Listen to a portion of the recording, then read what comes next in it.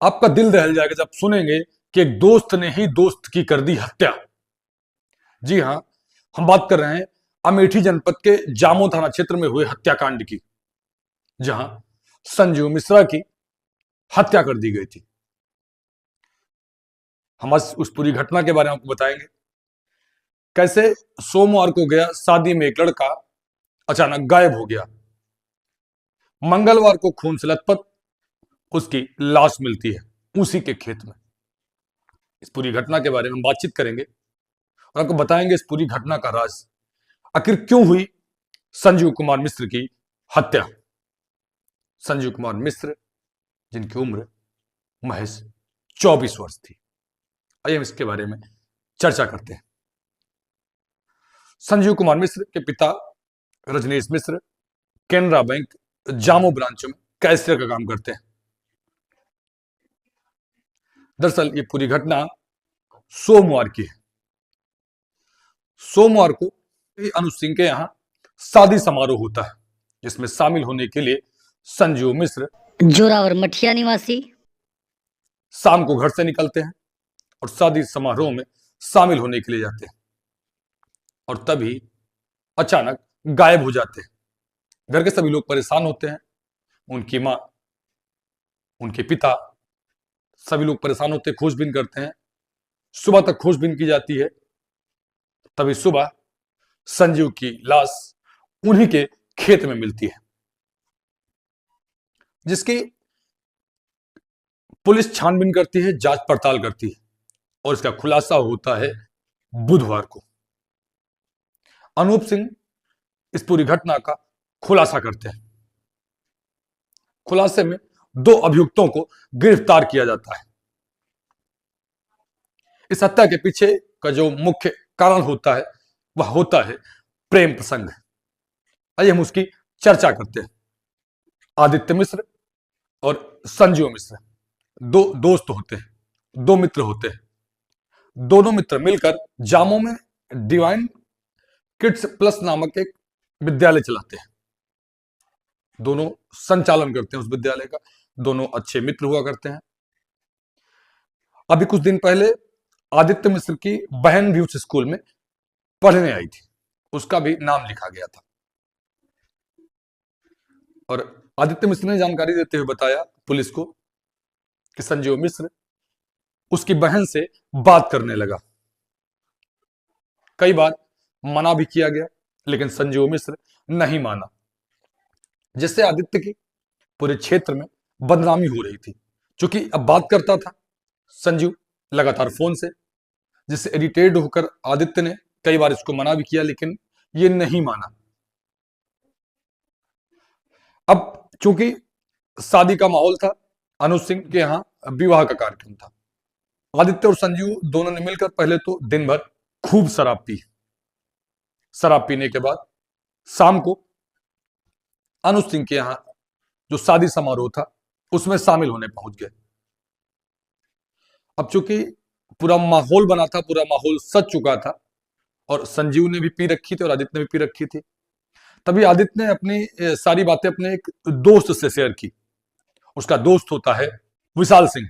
विशाल सिंह से जब आदित्य अपनी सारी बात शेयर करता है और पूरी बात बताता है, तो विशाल सिंह इसके साथ एग्री हो जाते हैं और दोनों प्लान करते हैं कि आज संजीव कुमार की हत्या कर देनी है, संजीव कुमार को मार देना है। तभी संजीव कुमार मिश्र को आदित्य और विशाल दोनों अपने साथ लेके जाते हैं और वहां भी शायद पिलाते हैं। पिलाने के बाद फायर करते हैं बंदूक से, लेकिन चूंकि नशा ज्यादा होने के कारण निशाना बहक गया और गोली नहीं लगी। तभी जो कट्टे की बेटी होती है उसी से उसके चेहरे पर खूब वार किया जाता है। घायल होने के बाद, चूंकि अब संजीव घायल हो चुका था, उसके घायल करने के बाद उसका गला दबा देते हैं और गला दबाकर उसकी हत्या कर देते हैं। हत्या करने के बाद उसके शव को स्कूल के पीछे उसी के खेत में, लगभग जिसकी 800 मीटर दूरी होती है, उसी के खेत में फेंक देते हैं। और फेंकने के बाद दोनों दोस्त पुनः शादी में शामिल होने के लिए चले आते हैं। शामिल होने के लिए जब आते हैं सुबह, जब इसका खुलासा होता है, जब लोगों को पता चलता है कि बॉडी पड़ी है, तो कोहराम मच जाता है और तब इसकी सूचना होती है पुलिस को। आखिर एक दोस्त, जो मित्र होता है, जो एक विद्यालय का संचालन करता है, दोनों पार्टनरशिप में एक विद्यालय का संचालन करते हैं, और आखिर ये प्रेम प्रसंग कैसा, दोस्ती कैसी, जिसमें जान चली गई। क्या एक दोस्त से बढ़कर होता है एक प्रेम, एक अवैध संबंध?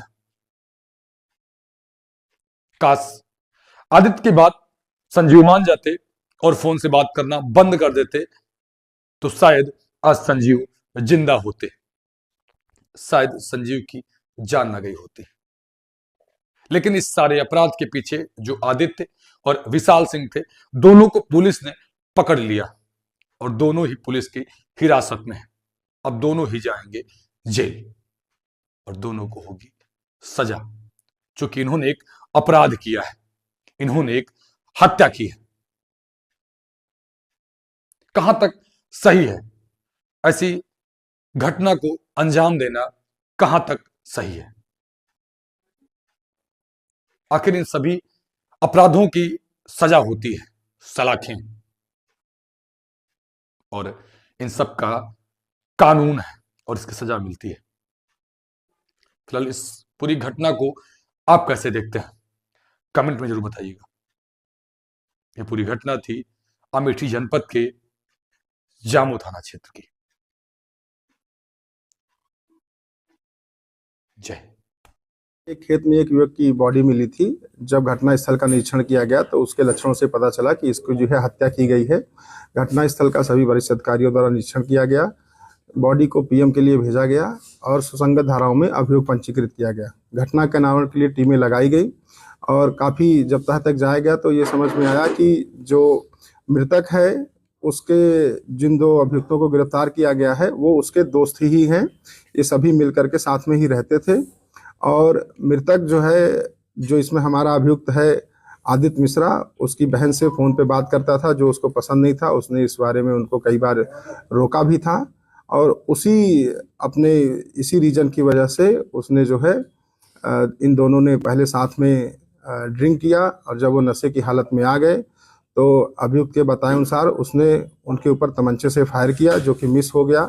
पीएम में भी बॉडी में कोई बुलेट नहीं है और जब वो मिस हो गया तो उनने तमंचे के बट से उनके चेहरे पर और उनके गर्दन पे काफ़ी वार किए और जब वो अचेत अवस्था में हो गए तो उनका गला घोंट करके उनकी हत्या कर दी गई। इस घटना के अनावरण के बाद अभियुक्त की निशानदेही पर तमंचा और एक खोखा बरामद कर लिया गया है और अभियुक्तों को अग्रिम विधिक कार्रवाई करते हुए माननीय न्यायालय के समक्ष प्रस्तुत किया जा रहा है। कितने दिन पहले हत्या की कहानी लोगों ने रची थी? देखिए, उसका ये कहना है कि उसने काफ़ी दिन पहले उनको समझाया था और लगातार उनसे समझा रहा था। वो लगातार इसकी फिराक में था। कल उसको सुटेबल मौका मिला और कल उसने इस घटना को अंजाम दिया।